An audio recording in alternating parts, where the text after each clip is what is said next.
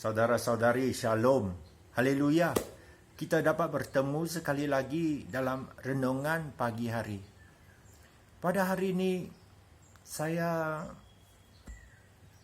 diberi ilham untuk merenung apakah yang dikatakan di dalam Alkitab mengenai kekuatan dalam hidup kita. Ya, marilah kita melihat apakah yang dikatakan di dalam firman Tuhan mengenai daripada manakah datangnya kekuatan sebenar dalam hidup kita. Kita bermula dengan satu doa pendek, ya.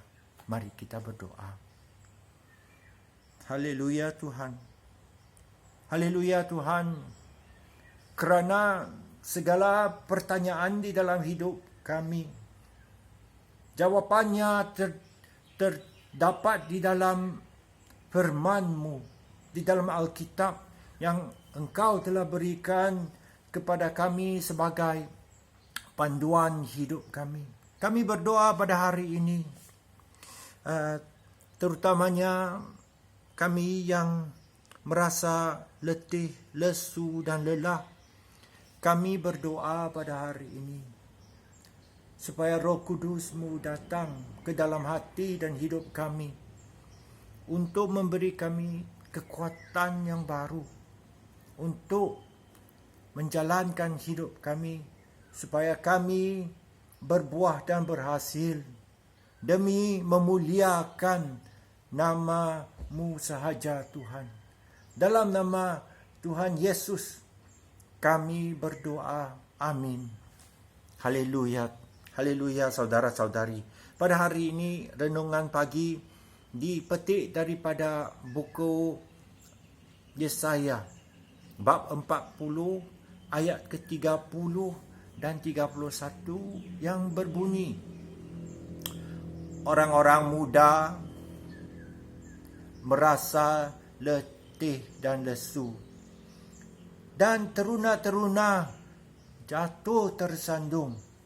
Tetapi mereka yang menanti-nantikan Tuhan mendapat kekuatan yang baru. Mereka dapat terbang tinggi seperti Raja Wali dengan kekuatan sayapnya.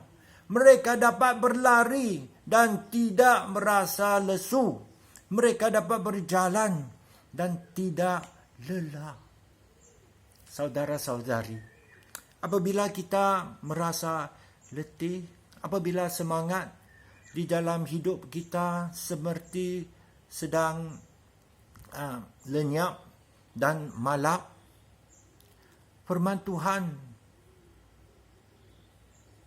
mensyorkan supaya kita menanti-nantikan kekuatan daripadanya. Ya. Tetapi bagaimanakah kita menanti-nantikan Tuhan, saudara-saudari? Di dalam firman Tuhan, menanti-nantikan itu tidak bermakna kita duduk diam tunggu sahaja.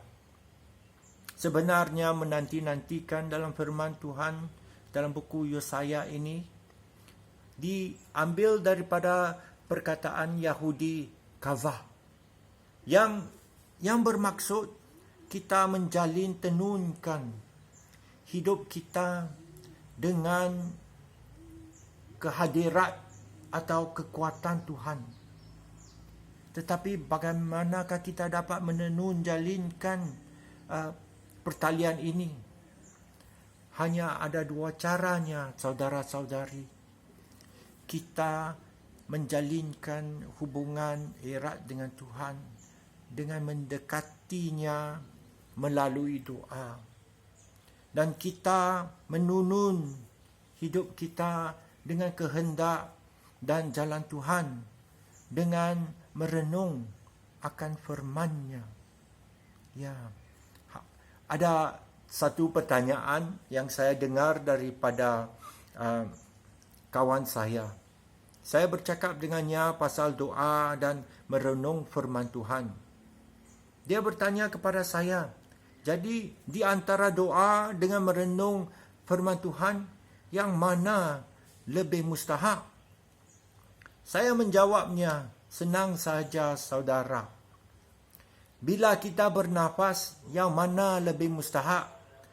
Tarik nafas atau hembus nafas?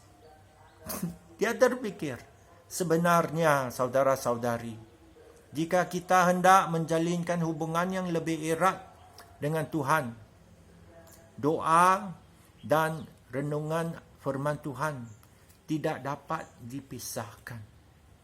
Jadi, jika kita hendak mencari kekuatan yang baru, supaya kita dapat terbang seperti burung Raja Wali, kekuatan itu datangannya daripada Tuhan.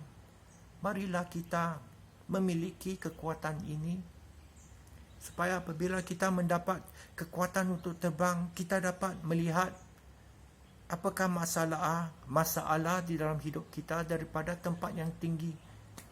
Dengan kita dapat melihat dengan pandangan daripada rencana Tuhan untuk hidup kita, dan kita tidak akan jatuh semangat lagi, kerana rencana Tuhan untuk hidup kita adalah sangat baik. Marilah kita mendapat kekuatan baru hari ini dengan menggiatkan doa dalam hidup kita. Marilah kita juga lebih tekun untuk merenung akan firman Tuhan melalui Alkitabnya ini. Kita hanya dapat melakukannya dengan bimbingan hadiratnya. Kita hanya dapat melakukannya dengan berkesan jika Roh Kudus Tuhan menyertai kita. Mari kita berdoa agar disertai oleh hadirat Tuhan daripada saat ini sehingga akhir hidup kita. Berdoalah kita, mari. Haleluya Tuhan, kerana firman-Mu menjanjikan bahawa kekuatan baru dapat menjadi milik kami. Kami yang letih dan lesu dan sudah lemah, Tuhan, berdoa dan meminta agar hadirat-Mu menyertai kami hari ini, supaya kami dapat berlari di dalam hidup kita dengan kekuatan yang baru, berlari supaya kerja-kerja yang kami perlu selesaikan, kami dapat selesaikan pada masa yang dihadkannya. Kami hendak berjalan seumur hidup dengan hadirat-Mu Tuhan. Berilah kami kekuatan untuk berjalan bersama-Mu.